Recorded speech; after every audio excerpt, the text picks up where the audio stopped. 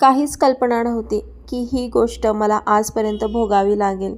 आज जवळपास 2 महिने होत येत आहेत आणि माझं आजारपण काय कमी येईना. आमचं हे कोल्हापूरचं घर आहे, जिथे आमचा संपूर्ण संसार तिथेच ठेवलेला आहे. कधी जर कोल्हापूरला गेलो तर आम्ही तिथे राहतो मुक्कामाला आणि पुढे अमरोळीला जातो. सचिनच्या मामांच्या इथे दुःख झालं होतं म्हणून आम्हाला इमर्जन्सी यावं लागलं होतं मध्यरात्रीच कोल्हापूरला आणि ते सगळं करून आम्ही एकच रात्र तिथे राहिलो. पण त्याच दिवशी मला ताप भरला आणि आज 2 महिने झाले की मला तो ताप कमी येईना झालाय. कोल्हापूरवरून निघायला 3:30 वाजले होते. बर्गर किंगमध्ये आमचा अर्धा पाऊण तास गेला. त्यानंतर कराड, सातारा हे सगळं करून आम्ही एका ठिकाणी थांबलो आणि तिथे जरासा चहा वगैरे पिलं.